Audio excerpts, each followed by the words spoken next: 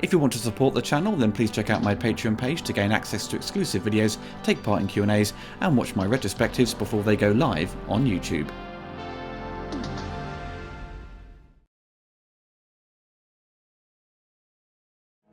During World War II, he experimented with steroids on pregnant women in the concentration camps in an attempt to enhance intelligence. Could Zoran be one of the steroid kids? He's definitely the right age, and he's certainly psychotic. A silicon integrated circuit. If I place it on the microcomparator and compare it with a chip that Commander Bond recovered from the body of 003 in Siberia, when I bring the two images together, they're identical. The KGB must have a pipeline into that research company. 6 months ago, that company was acquired by an Anglo-French combine, Zoran Industries. With the cane, is that Max Zoran? Yes. Born in Dresden, fled from East Germany in the 60s. French passport, speaks at least 5 languages, no accent. What did you learn from Aubergine before his untimely demise? Well, only that Zoran is having a thoroughbred sale at his stud not far from here. It may be possible to arrange an invitation. What's all this business about Pegasus disappearing? 1 minute he's in his stall, the next night they're hiding a hair of him. We should look into it. That is how Zoran won the race. The good Herr Dr. Morton implanted one of these microchips into Pegasus. You see, these microchips are programmed to control an injection of additional natural horse steroids. That small needle is triggered by a remote control transmitter. Good morning, Comrade Zordi. Your racing activities attract unnecessary attention, but more disturbing are your unauthorized commercial ventures, and we cannot tolerate that. I no longer consider myself a KGB agent. We are now in the unique position to form an international cartel to control not only production, but distribution of these microchips. Silicon Valley. I propose that end the domination of Silicon Valley and leave us in control of that market. Project Main Strike.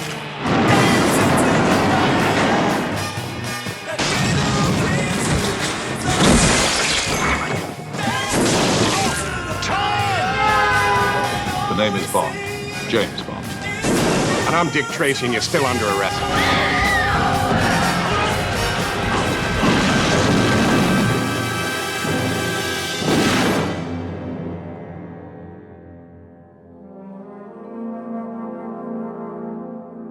A View to a Kill arrived on the big screen in the summer of 1985, having its premiere in San Francisco on the 22nd of May, and opened in the UK a month later for its royal premiere, and the event was broadcast on TV.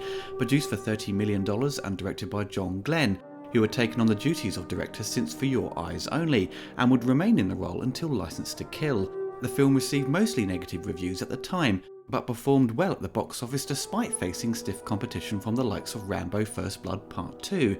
The producers tried to appeal to a younger demographic, casting pop star Grace Jones as the villain Mayday, and having the main title song performed by Duran Duran, which would be heavily promoted in the marketing of the film, and it would be the first song attached to the Bond series to reach the #1 spot in the US charts.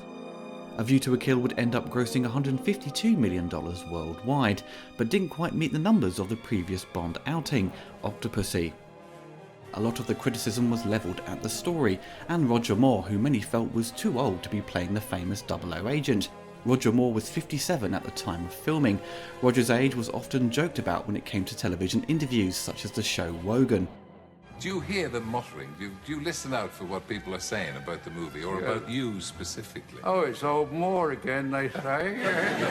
Oh, Rog. The UK press hadn't been too kind to Roger over the years, as many preferred Sean Connery in the role, but Roger had proven that he was the more popular James Bond with the public, with Octopussy outperforming Never Say Never Again, which had Connery returning to the role that made him so famous. The US press, such as the Washington Post, said Moore isn't just long in the tooth, he's got tusks. He's not believable anymore in the action sequences, even less so in the romantic scenes.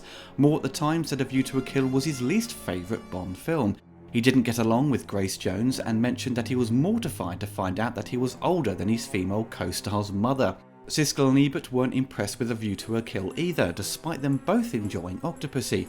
The film made their list of the worst movies of 1985. They felt the film, despite having great stunts and two great villains with Zorin and Mayday, Ebert expressed those characters had little to do and Zorin's master plan was flawed.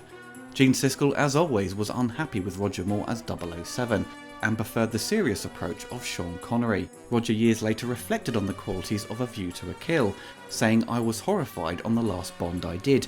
Whole slews of sequences where Christopher Walken was machine gunning hundreds of people. I said that wasn't Bond, those weren't Bond films." A View to a Kill over the years has been more warmly received by the fans of the franchise. Christopher Walken is highlighted for his strong performance, the high quality production values, and the song by Duran Duran remains a firm favourite and still makes the top list of the best James Bond songs. The next 007 film was announced at the end of Octopussy, titled From A View to a Kill, so the fans knew another Bond film would be around the corner, but Albert R. Broccoli was starting to have issues with MGM Studios, who had purchased United Artists in the early 80s.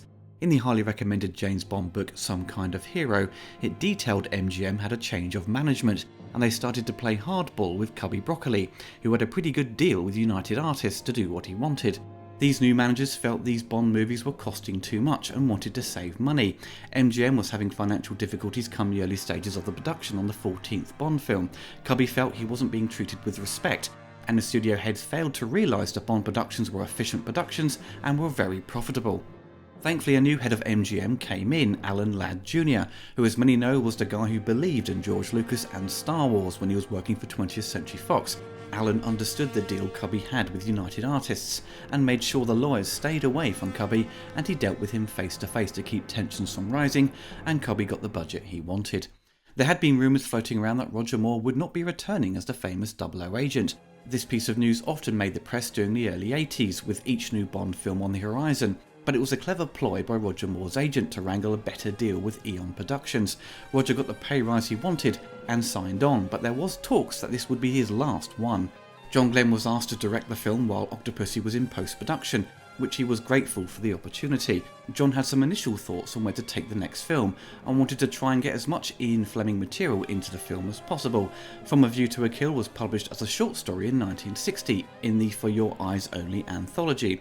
Michael G. Wilson openly admitted they had run out of Ian Fleming material for the past 5 films and would occasionally bring in elements of Fleming's books that hadn't been used before, and some cases would reuse action scenes that were dropped from previous scripts, but that was as much help they would have when it came to the basic plotting.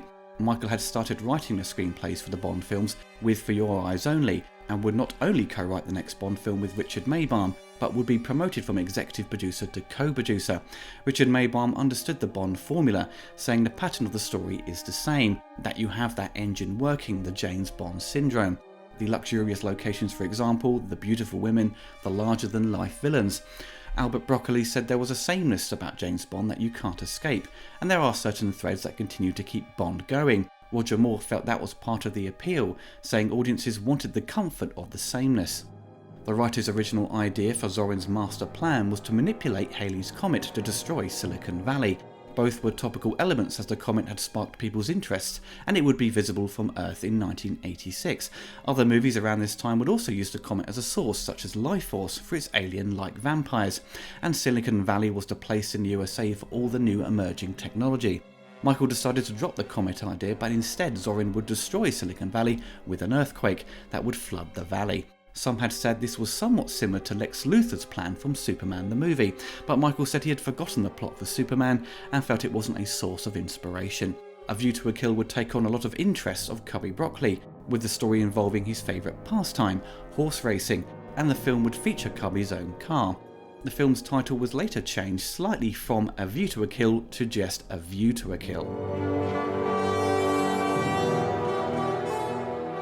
For the cast, we saw the familiar faces of the series returned, players M, Q, Moneypenny, the Minister of Defence and General Gogol.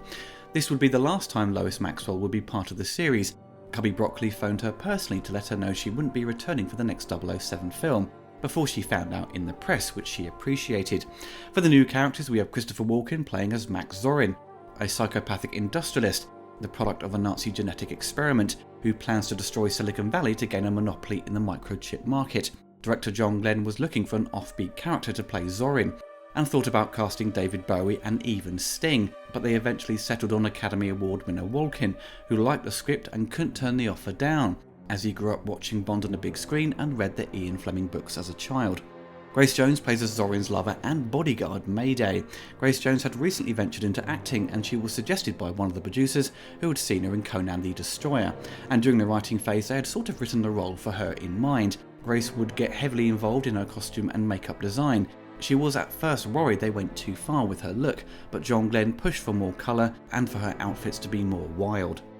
Tanya Roberts plays as Stacey Sutton, the granddaughter of an oil tycoon whose company is taken over by Zorin. Tanya was a star of television, appearing in Charlie's Angels, and had done a movie called The Beastmaster in 1982, which came to the attention of Cubby Broccoli. She was just about to go shoot Sheena, Queen of the Jungle, and was called in for an interview. Tanya said she had a quick discussion with Cubby and was offered the part, and she took it. It was that simple. Tanya had doubts about taking the part, as she knew most women cast in Bond films never had a career afterwards, but thankfully Tanya avoided that route. The late Patrick Macnee stars as Sir Godfrey TIBBETT, a horse trainer who helps Bond infiltrate Zorin's stables. Patrick was most famous for his role in the Avengers TV show. Roger and Patrick had played Sherlock and Watson in the TV movie Sherlock Holmes in New York in 1976. Patrick would also provide the voiceover to the 007 documentaries that came with the DVDs. David Yip plays as Chuck Lee, a CIA agent who assists Bond in San Francisco. 007 was originally going to be meeting Felix Leiter, but as they were in San Francisco and in Chinatown, they felt it was best to have a Chinese agent.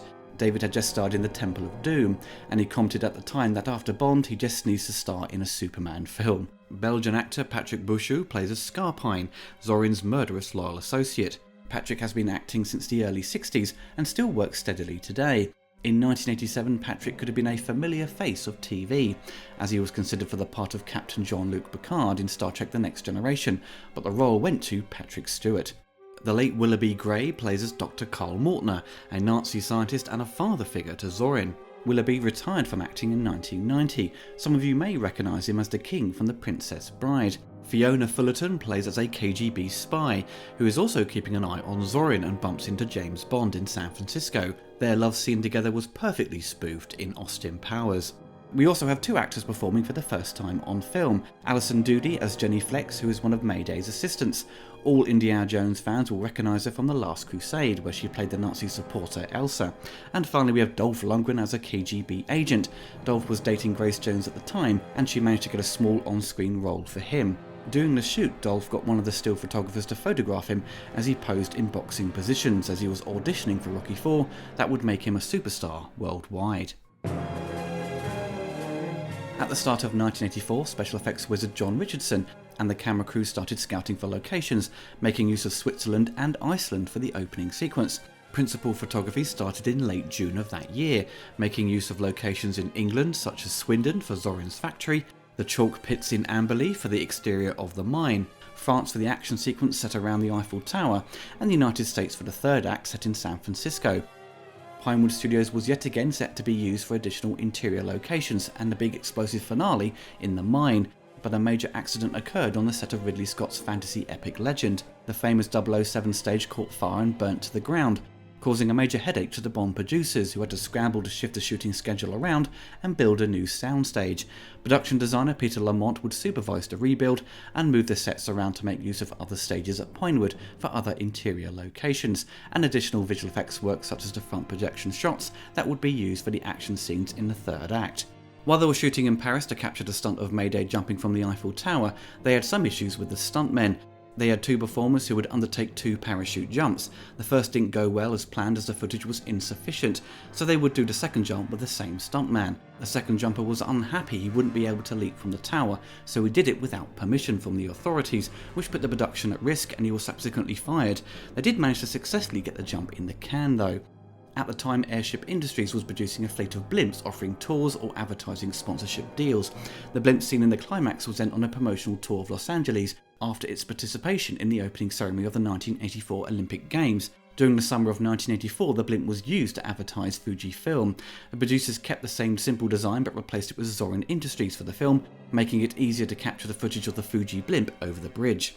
All the model work was shot at Pinewood Studios, with John Richardson and his team building 3 different scales of the airship and a miniature of the Golden Gate Bridge, with these sequences being shot on VistaVision cameras. They still had to climb the real bridge to get the background plates they needed, and for the stuntmen to film the insert shots with Bond climbing up the bridge to save Stacy. In January of 1985, the new 007 stage was rebuilt and renamed the Albert R. Broccoli 007 stage. The press were invited to this special occasion, and Roger Moore opened it up for business, as filming had to continue with Peter Lamont building one of the largest ever sets produced, with the interior mine as it explodes as Bond and Mayday have to escape with the bomb. Despite filming going over schedule by 2 weeks, the production was completed $5 million under budget. They had set out with an estimated budget of $35 million, but got it down to $30. Near the end of filming, Roger felt time had come for him to say goodbye to James Bond. Roger had felt for a number of years they should have recast the role, but due to the success of the movies there was a strong encouragement to continue. But he felt he was getting too old, and it was his decision to bow out. Director John Glen felt Roger could have easily done 2 more films, but Roger knew it was time to hang up the tuxedo to make room for a new 007. A View to a Kill would be the first 007 film to open with a disclaimer when a company with a name similar to Zorin, the Zorin Corporation, was discovered in the United States. The disclaimer was affirming that Zorin was not related to any real-life company. The film opens in Siberia with 007 locating the body of 003, who recovered a Soviet microchip. Back in London, Q analyses the microchip and discovers it's a copy of one to withstand an electromagnetic pulse. These chips are made by a company under contract by the British government, which has just been purchased by Zorin Industries. 007 expects there's been a leak and the data sold to the Russians. They set about plans to investigate Zorin and head to the Ascot racecourse where Zorin is attending. Zorin's horse wins the race but appears out of control. Sir Godfrey TIBBETT believes the horse has been drugged, but the test proved negative. Through TIBBETT, Bond meets with a French private detective who informs Bond that Zorin is holding a horse sale later in the month. During their dinner at the Eiffel Tower, the private detective is assassinated by Zorin's bodyguard Mayday, who subsequently escapes before Bond can capture her. Bond and TIBBETT undercover travel to Zorin's estate for the horse sale. At night, Bond and TIBBETT break into Zorin's laboratory, where they find out that Zorin's associate, Dr. Karl Mortner, has been implanting adrenaline-releasing devices into the horses. Zorin has been keeping a close eye on James and identifies him as a British agent, and has Mayday assassinate TIBBETT, and attempts to have Bond killed in a horse race, but fails, so instead attempts to drown him. Bond narrowly escapes and heads to San Francisco following Stacy Sutton, who he spotted at Zorin's estate, and needs to find out her connection to him after discovering he gave her $5 million. General Gogol, the head of the KGB, confronts Zorin and is angry with him for killing Bond without his permission, and in their discussion reveals that Zorin was trained by the KGB, but has now gone rogue and is becoming careless. Later, Zorin gathers his investors together in a blimp over the Golden Gate Bridge and unveils to them his plans to destroy Silicon Valley, which will give him and the investors a monopoly over the microchip market.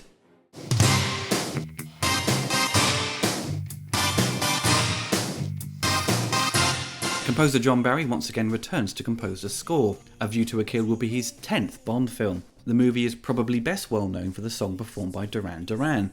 The pop group was chosen to do the song after bassist John Taylor, a lifelong Bond fan and who adored John Barry's work, approached producer Albert Broccoli at a party and asked, "When are you going to get someone decent to do one of your theme songs?" Luckily for John Taylor, he and the band got the writing duties for the next Bond film, and it would be the last song they did before the band split up for a large number of years. Simon Le Bon said John Barry didn't come up with the basic elements for the song. Barry would listen to what they recorded and put it in order. He was able to separate the good from the bad, making the process of producing the song happen quickly. The song was being written as the band were falling apart, and they weren't getting along. Barry was getting frustrated with them and their constant arguing. Barry would also have difficulties with the band Aha for the next 007 film in the series The Living Daylights. Eventually the song was completed piecemeal in London and New York by famed producer Bernard Edwards.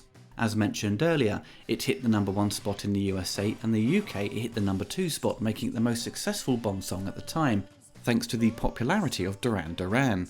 During a time when music videos were extremely important to the success of a song, the band went to the Eiffel Tower to shoot the video that was intercut with scenes from the movie. The music video features a lot of cheesy video compositing as we see a video camera flying around the tower filming the band. The video ends with a humorous scene with Simon Le Bon introducing himself as Bon, Simon Le Bon. The band would also perform the song at Live Aid that year, but after 2 days of rehearsal, Simon's voice was worn out, so when it came to the performance, when he hit the high notes, his voice would break, leaving him very embarrassed. John Barry would call upon some of his classic themes from the series and modify them for specific sequences. For example, his compositions for On Her Majesty's Secret Service was modified for the use in the songs Snow Job, He's Dangerous and the Golden Gate Fight. He would provide a new arrangement of the opening gun barrel music that was slightly refined for the Living Daylights, resulting in a more powerful rendition of the very familiar theme. Surprisingly, he would only call upon the classic James Bond theme once in the film, and instead utilise the Duran Duran song and provide a slower orchestrated version that is pushed as a love theme, which does have hints of his work on the Christopher Reeve film Somewhere in Time. This is easily the best material in the film and on the soundtrack album. John Barry's score to the film is fantastic, great compositions, and of course it comes with a great song. The score is easy to get hold of and certainly worth adding to your collection. There were 2 video games produced based on the film for the micro home computers. First by Domark, arrived on the ZX Spectrum, Amstrad C64 and MSX. This was an action game containing only 3 levels inspired by the film. The first level is set in Paris as Bond chases after Mayday in a taxi, with a POV for the top half of the screen and a map at the bottom. The second level, James must help Stacy escape from the San Francisco City Hall, which is on fire. Each room is displayed from a side-on perspective. The player must collect useful objects to get through the floors of the building, such as keys to open doors and buckets of water to stop the progress of the fire. The third and final level of the game, the player must collect the codes to stop the detonation of Zorin's bomb. As you run around the mine, you have to avoid rock falls and long jumps. Oddly, it's strange they didn't decide to have a level on the blimp to make use of the film's most memorable sequence. Reviews at the time were mostly positive, with Sinclair User awarding the ZX Spectrum version 4 stars out of 5. Commodore User called the C64 version one of the better licensed video games on the computer, but Zap64 gave the game a low score of 36%, criticising the game's graphics, its music and its 3 separate gameplay modes, complaining that focusing on a single gameplay experience might have been better. The other game was a text adventure for the Apple II, Macintosh and DOS titled James Bond 007 A View to a Kill. Developed by Angelsoft and published by Mindscape, future Bond novelist Raymond Benson worked on the development of the game. There is no graphics throughout, just text making it very unappealing to look at, and a required taste, but it was praised at the time for its well-written and well-paced story, but reviews had complained you would have had to have seen the film to progress through the game. If you hadn't, you would be struggling to get anywhere. Both these titles are only worth seeking out for curiosity's sake. These are recommended for hardcore fans only, who want to take a trip down memory lane. A View to a Kill has often been considered one of the dullest of the 007 films. The fans of the series all have their favourites and ones that are considered letdowns. For example, Diamonds Are Forever, The Man with the Golden Gun, Die Another Day, and the more recent efforts such as Quantum of Solace and Spectre. Sure, there are people that enjoy those films, but these ones along with A View to a Kill are often lumped together as the weaker efforts in the long-running franchise. I think its biggest fault is that it is a bit boring. It's way too long, there's a lot of slow scenes, it lacks energy outside of an action sequence, it plods along and has storylines that lead to nowhere, making its overall story a bit incoherent and lacking direction. What I always remember about the film since I was a kid is the song by Duran Duran, of course, and the location use of the Eiffel Tower, which you could easily splice together with Superman 2.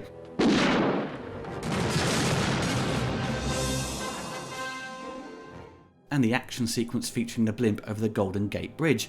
Everything else was just a bit of a blur. Of course I've returned to it over the years, but when it comes to Roger Moore Bond adventures, I tend to lean towards Live and Let Die, The Spy Who Loved Me and For Your Eyes Only. I've said before in my other reviews of the James Bond films, I grew up watching Roger Moore and will always have a soft spot for his performance and interpretation of the character. Roger certainly got a bad rap from critics. It's not nice for people to keep calling out your age, and the comparisons to him and Sean was a constant discussion. Roger never tried to copy Sean, he did his own interpretation, which all of the actors have done when portraying the character. Sure, there are similar traits here and there which comes with playing the famous agent. In this film there is less comedy than the others, but there are always moments for Roger to provide some light comedy, which he was a pro at. What was it you were just running away from then? A bad cigar. but he also excels at the serious moments when he is investigating Zorin's background or just having to deliver dialogue that is played very straight. Roger's performance is again on top form. When he does get involved in the action, he does manage to pull it off. It's just a shame the costume department let him down and put him in some awful outfits. Mid-80s fashion was pretty ghastly. Roger's stint as James Bond, I think, was probably the most challenging. His time in the role spanned across 2 decades, and a lot changed with fashion, the style of filmmaking, and meeting audience expectations and demands. The Bond films, in my eyes, never did something that was fresh and new to cinema outside of an action scene. They would react to what was going on at the time. If disco music is popular, then the score would reflect that, with The Spy Who Loved Me and sci-fi was big again thanks to Star Wars, and Moonraker would try and capture that market. This was part of the familiar formula to Bond. It's all about entertaining audiences of all ages worldwide. They're not going out with a mission to try and win Academy Awards, but just deliver action and adventure and something familiar and comfortable for the fans. They rarely broke their formula. In their eyes, if it's not broken, don't fix it. The film's central plot dealing with microchips and Silicon Valley was a good idea as it touched upon what was going on at the time. Other movies were dealing with similar subjects of computers either being used as weapons in Superman 3 and War Games, for example. A View to a Kill poorly utilises the idea of microchips and computers, however. Little use of computer imagery and the technology and what it can do. No footage taken on location at Silicon Valley, no experts in the field written as characters. It appears to be written by people who have little to no knowledge of computers. The film opens with Bond securing a microchip that can't be affected by an electromagnetic pulse, hinting this could be explored later in the film, but it's dropped entirely and has no bearing on the story. It's just used as setup for Zorin and his company.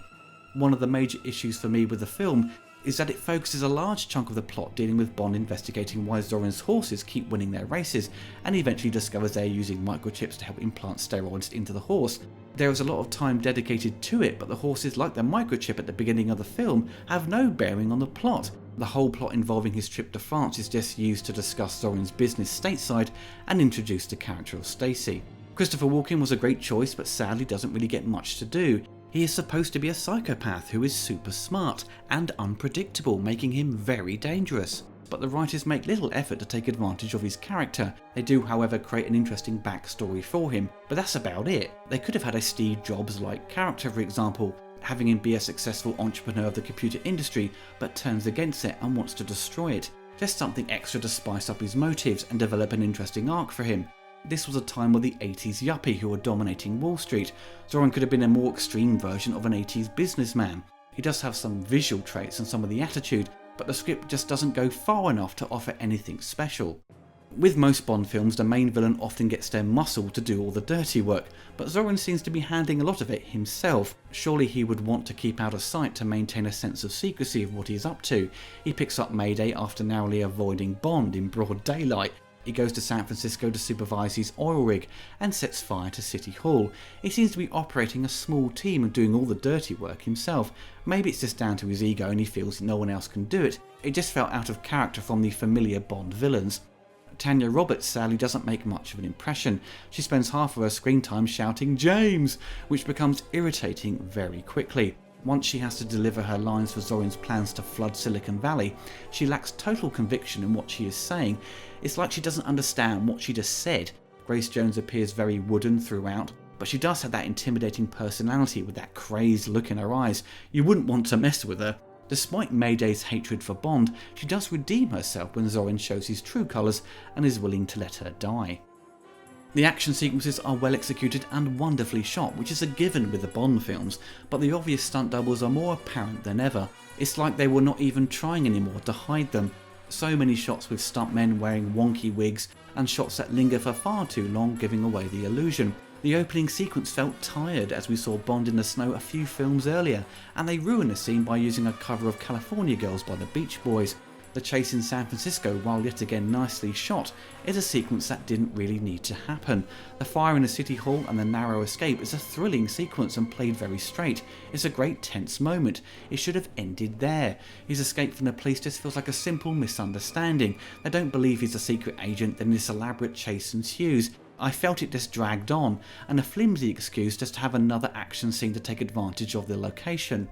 A View to a Kill has some nice moments. It's a great looking film thanks to cinematographer Alan Hume. Christopher Walken delivers a solid performance, but as mentioned earlier, they underutilised his talents and could have written a stronger villain. Out of all of John Glenn's 007 movies as a director, it's his weakest effort. All the others exhibit more energy and dynamic filmmaking. The previous entry, Octopussy, which has a lot of silly moments and also suffers from being a bit too long, had more personality and more going on with its direction. This film feels like they are just going through the motions. I think the script just gave them little to do, and you get a sense of the lack of enthusiasm for it. It's a shame for Roger's last outing as 007 we received an underwhelming story that doesn't let Roger lead the series on a high. You could argue they made one Bond film too many with Roger Moore in the lead. The film is certainly not awful and perfectly watchable, but best viewed on a Sunday afternoon when you are a little worse for wear, or feeling lazy and want to veg out in front of the telly.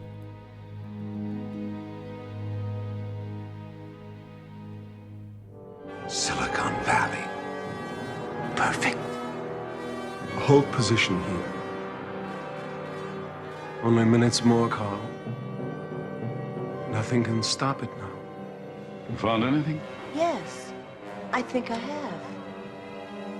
These lead straight into this section of the San Andreas Fault. You know, Zorn just has to blast through the bottom of these lakes to flood the fault.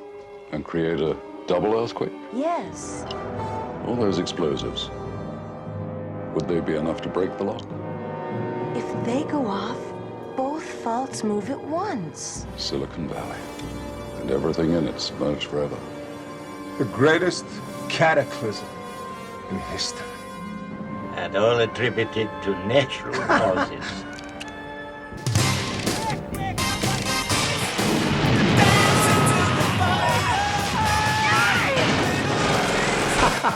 Someone will take care of you. You'll see to that personally, will you? Macnee.